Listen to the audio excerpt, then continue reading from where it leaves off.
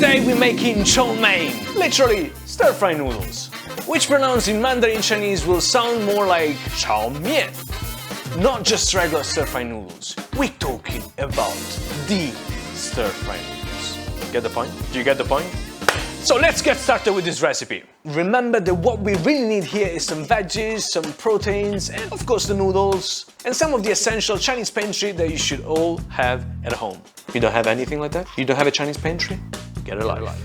Chop with the recipe. For veggies we chose some pak choy or bok choy. Personally love them for the light aroma and for the juicy texture that absorb all of that flavor. Love. Cut some carrots into thin stripes. Lots of garlic. Oh yes. When I said lot of garlic, I really meant it. And some green onions, all finely chopped. Add some ginger for an extra layer of aroma. Get some napa cabbage and cut it into slices as well. Okay, those were not thin at all. We failed. Failure! Or choose any other vegetables you like, not the cucumbers. Some chilies if you want to make things spicier, and some green peppers for an extra color and some crunchiness into your chow mein. Time to marinate the proteins. We chose some beef, we cut it into stripes, and we went for a standard marinade. Salt, water, and a good mix with our hands to let the meat absorb the water. Imagine that is your brain, you know? And I'm like, no, Felix, 你原来是一个好的伙伴. Off the camera scene, sorry. That's not us. White pepper, some dark soy sauce, and keep going with the mix. Add in some egg white, and finally some sesame oil to avoid the meat from sticking to the wok once we start cooking. In fact, you can make this chow mein with literally anything you want, any sort of proteins you like, or no proteins at all, if you're on a different diet. Time to get the sauce ready. Easy. Important thing here is to use a very good soy sauce, because that's the main taste profile of the chow mein. Choose a soy sauce that is premium in terms of ingredients, no nasties, and possibly longer aging time to get the extra texture and layer of flavor. We're talking about umami sensation. Umami sensations. Umami. What is umami? Google it. Light soy sauce, dark soy sauce, white pepper, rice vinegar, some water and starch. If you want, add in some oyster sauce for an extra umami sensation, again. Just remember the light soy sauce does not mean anything with low calories or low fat. It is just a way to differentiate light soy sauce from dark soy sauce. And we know the difference, right? The light soy sauce is to add the extra savory sensation to the dish, of course umami, while the dark soy sauce is to get the extra color to the dish while adding some richer aroma and of course a somehow sweet flavor. Let's get our noodles cooked. A pinch of salt in the water and cook your noodles. We chose some firm noodles like these. Oh nice.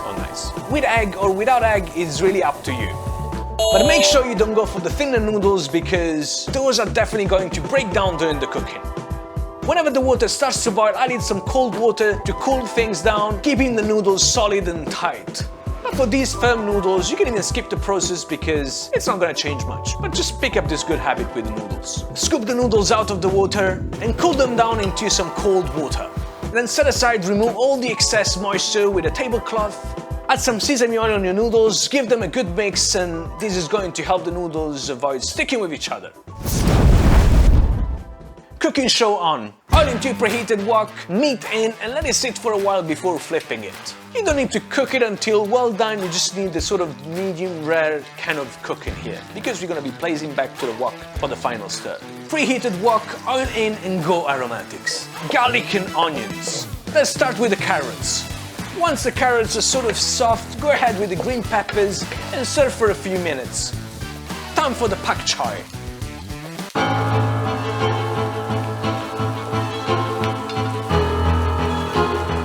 And do not do this, silly. Time to add our babies in, the noodles in the wok, beef in, and keep going with stirring them around. Time to add our umami sauce. To complete the stir with a bit of patience. Add some garlic at the very end for a richer sensation, if you like garlic.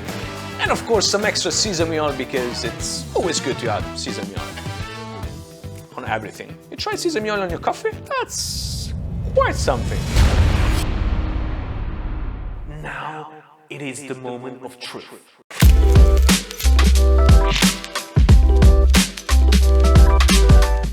remember that this is the soul of Chinese street food, and it has to look as such. Throw in whatever you have left over in your fridge, or even the fridge itself, but no pineapple please. It has to look like any of the great street foods will look like.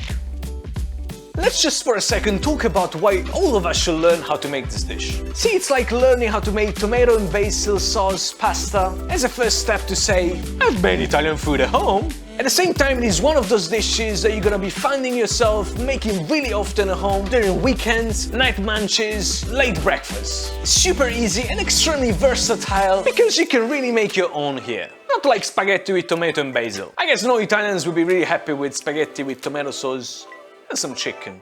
No chicken. Woo! I mean, look at the beast. It seems something just taken out of a takeaway box straight away from your favorite Chinese takeaway restaurant. Do not tell me that it's Panda Express. Oh my days. No soccer matches on TV, but that was enough of a street food journey that took me back to those late, very late nights. You know what I mean.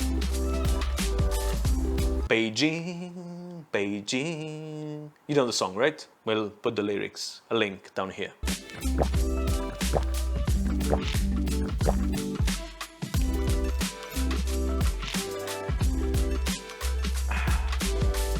That was the recipe for the week, straight to southern China with a few bites. We refer to these as chow mein because they were brought worldwide by the Chinese diaspora, usually coming from the southern parts of the country, and therefore the use of this Cantonese name.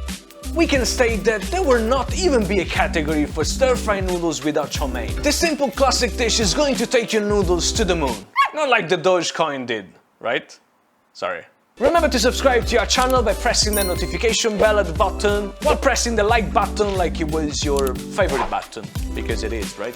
And for thanking you for pressing the subscribe button, we here have a gift for you. A random picture of some of us attending a Chinese reality show talking about Sichuanese cuisine in China. Completely random.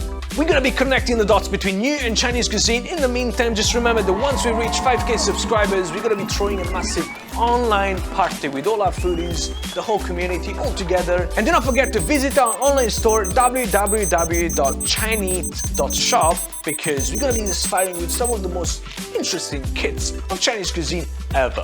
And also follow us on Instagram, Facebook, whatever social media you might use, anywhere, anytime with us.